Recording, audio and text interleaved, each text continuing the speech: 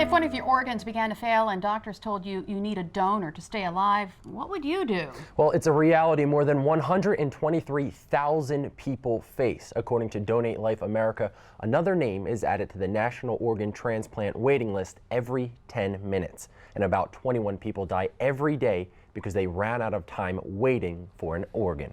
If it was your loved one, you'd probably stop at nothing to get them the help they need. That's exactly what One Ocean Pines man is doing. Perhaps you've seen this truck out and about on Delmarva. You can clearly read the message. My wife needs a kidney. Would you be an organ donor? And we're happy to welcome that couple, Ari and Karen Clapp-Holtz, to Delmarva Life today. Thank you so much for joining us. Our pleasure. Karen, take us back. It was 2010 when this journey began. What happened? I was lying in bed one evening and I noticed that what had been an ingrown toenail on my large toe had gotten infected, and it ran all the way up my leg to my knee. And I don't remember a whole lot more after that because I was in the hospital for on and off for 3 months. And there were times where you didn't think you were going to make it. They told him. Tell us about that, Yeah. Ari. I mean, what was that like? Well, after she was diagnosed with sepsis and septic shock, and she was in a local hospital for a week, and then she was transferred to University of Maryland Medical Center, and there the doctors were giving her just huge amounts of super antibiotics. But they told me at the time, there was like 3, maybe 4 separate occasions where they said, she's just not going to be able to survive the night. But great team there, grace of God, everybody's prayers. She managed to survive. Unfortunately, during the process with the sepsis and the septic shock, organs start to shut down. And unfortunately, her kidneys have never come back. So over the last few years, there's been a slow degradation of her kidney condition.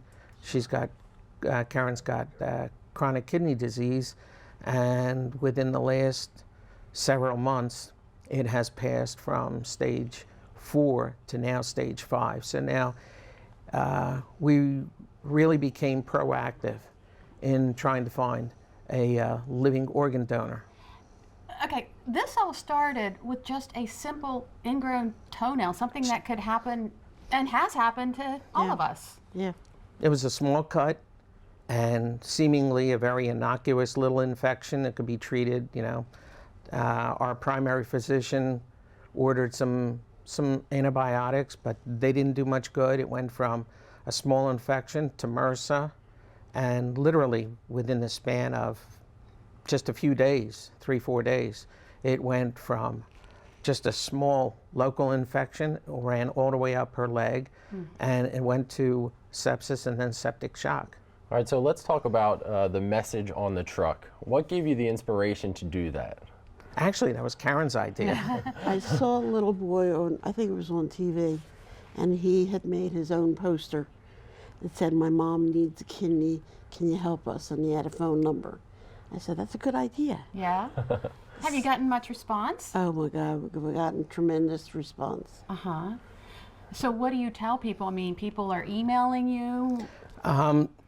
The message really is quite simple. If you are so moved, and we hope people are, to get in touch with us at the email account we have set up, karenskidney@yahoo.com, and we will I'll email them back the FAQ, frequently asked questions sheets, as well as a questionnaire. That's the first step in the process. The questionnaire gets evaluated by the transplant team up in Baltimore, and if everything goes well with the questionnaire, then they go on to some physical testing and matching, and hopefully we'll find not only a kidney for Karen, but hopefully our real goal is to find maybe another 2, 3, or even 4 dozen donors for other people that are in the same position that Karen. They're waiting Yeah. for an organ. So is there a message you'd like to share with people out there? The real message is that you're giving somebody the gift of life, because with an organ transplant, a live organ donor, your length of expected lifetime is double that of receiving a cadaver organ. Right now, the average lifespan is somewhere around 18 to 22 years, as opposed to maybe 8 to 11 for a cadaver donor. Wow. In addition to that, what really has to be taken into consideration is that the transplant team makes sure that the donors are really very good donors, so that there really is no real net effect negatively on their life, their lifestyle. Within a matter of weeks, everybody goes back to being able to do whatever they were doing before. Yeah. So a donor is giving somebody else a quality life. They still keep their own. Yeah. And you can't do anything better than that. Ari and Karen, hopefully your donor is watching right now and they can email and get this, the frequently asked questions, some more information. Thank you so much for coming in. And to read more about kidney disease or for more information on Karen's story, go to WBOC.com, click on our picture at the top of the page. Of course, nobody expects to develop chronic kidney disease, but with advances in medicine, there may soon be a way to tell if you're at risk of developing it. And it could come down to a simple blood test. A study in the New England Journal of Medicine shows a test which looks at levels of a protein called suPAR can reliably predict a person's chances of developing chronic kidney disease 5 years before symptoms start. More research is needed, but that would be quite a breakthrough. Just think about how many lives could be saved. Yeah, and Lisa, many people are going to find this hard to believe, but there's something else that saved the life of a man with kidney problems. This is one story that you have to hear to believe. The shark was a real message to me. It was just a family vacation at the beach. Eugene, his 2 kids, and his girlfriend having a carefree time.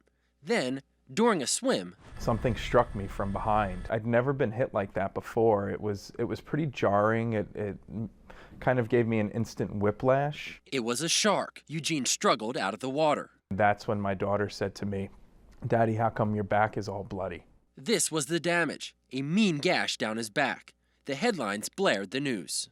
That night I started having pretty serious chest and back pains. When he got home, it only got worse, so we went to a medical center. The pain was caused by interior bruising of the thoracic cavity due to blunt force trauma.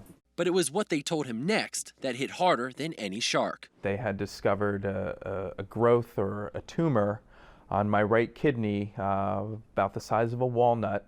It was cancer, and recently, Eugene had it taken out. Hey, Eugene, how you doing? If this hadn't happened with the shark causing me to go in with this chest pain, I would have never known about this cancer. That led to a situation that saved his life again. That is pretty fascinating when you think about it, right? I feel fortunate. I really feel like I've gotten a second chance at life, and I'm not going to blow it. As far as Eugene's prognosis, we understand he is just fine. In fact, he doesn't even need chemotherapy or radiation. That is just so A hard to shark believe. attack leads to that find. Amazing. Well, many people who have cancer say to ease their pain, they need medical marijuana. It's a topic we've been talking about a lot recently. Up next, we review what health conditions may qualify Delmarva patients for a prescription. Plus, WBOC's Chris Weimer joins us to discuss how thorough the process is to receive a license to grow. Delmarva Life will be right back.